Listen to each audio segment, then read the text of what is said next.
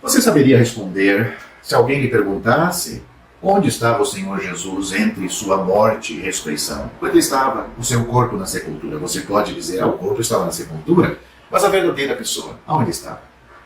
Embora esta pergunta possa ser respondida de forma bastante sucinta, lendo Atos capítulo 2, versículos 24 a 32, vamos nos aprofundar no assunto do paradeiro de Jesus após a morte, com alguns detalhes. Mas vamos começar lendo estes versículos.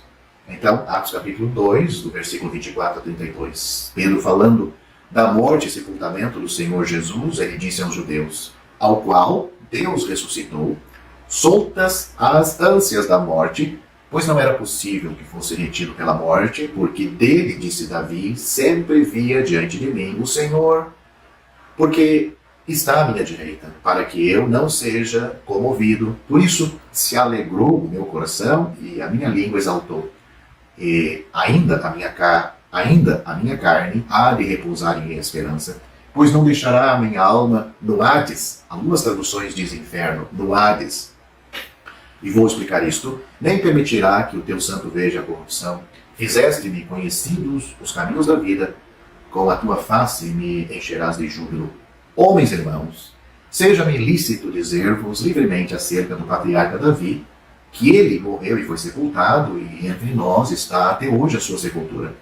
Sendo, pois, ele profeta, e sabendo que Deus lhe havia prometido com juramento, que do fruto dos seus lombos, segundo a carne, levantaria o Cristo, para o assentar sobre o seu trono.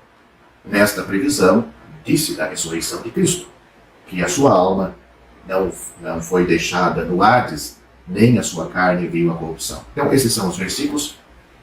Se eu citei os versículos muito rápido, pare o vídeo, leia com paciência e calma. Então, como acabamos de ler, a alma do Senhor Jesus não foi deixada, como diz algumas versões, a versão corrigida fiel, por exemplo, diz não foi deixada no inferno. Infelizmente, esta e outras versões da Bíblia em português, e até mesmo em inglês, em outros idiomas, a palavra grega Hades, eles traduzem por inferno, mas é um erro, pois a palavra em si refere-se à morada temporária das almas após a morte, podendo ser num estado de felicidade ou num estado de sofrimento. Esta palavra grega Hades, que encontramos várias vezes no Novo Testamento, é sinônimo, é a mesma palavra, se refere ao mesmo estado da palavra do Antigo Testamento, Seol. Hades, ou Seol, era o lugar para onde as almas e os espíritos de todos os seres humanos que partiram foram antes da ascensão do Senhor Jesus, antes da ressurreição dele e ele subir ao céu. Mas este não é mais o caso agora, ou seja, as almas não vão mais para o Hades. Agora, aqueles que morrem no Senhor vão imediatamente para o céu. Leia Filipenses capítulo 1, versículo 23. Antes da ascensão do Senhor Jesus, todos os que morreram, justos ou injustos, foram para o Hades. Naquela época, podemos afirmar que o Hades, ou Seol, Hades, palavras do Novo Testamento, Seol, do Antigo Testamento, tinha duas regiões. Na história contada pelo Senhor Jesus em Lucas capítulo 16, versículo 22, podemos ver isso claramente. Os justos, como Lázaro, eles foram para uma região chamada Seio de Abraão, ou chamada também de Paraíso.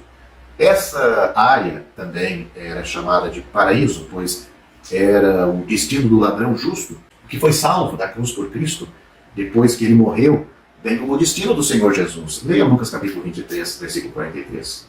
Como sabemos, por Atos capítulo 2, versículo 27, que lemos que o Senhor Jesus estava no Hades antes de ressuscitar. Assumimos que o Paraíso e o Hades devem estar localizados juntos.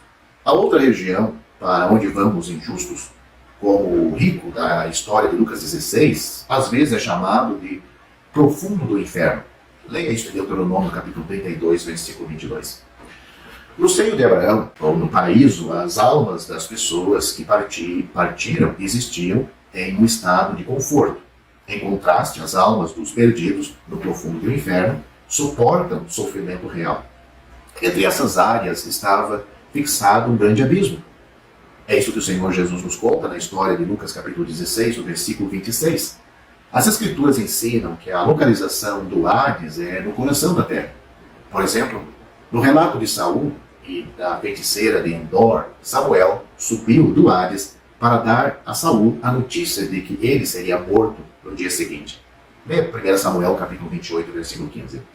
Outras passagens poderiam ser citadas para afirmar que Hades está no coração da terra. Por exemplo, Isaías capítulo 14, versículo 9, onde inferno é uma tradução da palavra Seol, que é uma palavra hebraica.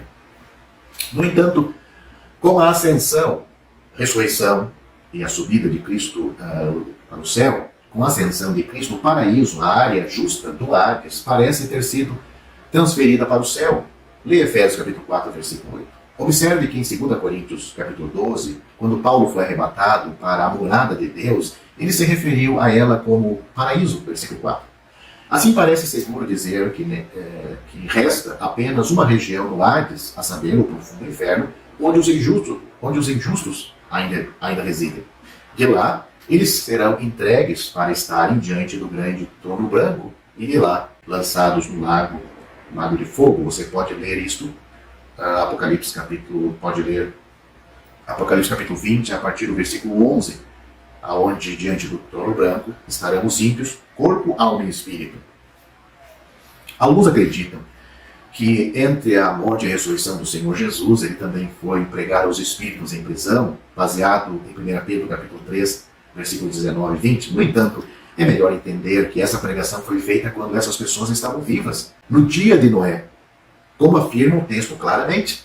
Tendo em mente, é claro que, como Deus, o Senhor Jesus estava e que não está preso à restrição de tempo e lugar, podemos afirmar com confiança o seguinte: quando o Senhor Jesus deu sua vida no Calvário, sua santa alma entrou para a região justa do Hades, o paraíso, o seio de Abraão, e foi de lá que ele ressuscitou no terceiro dia. E 40 dias depois, ele subiu ao céu, para o céu, e assentou-se à direita de Deus.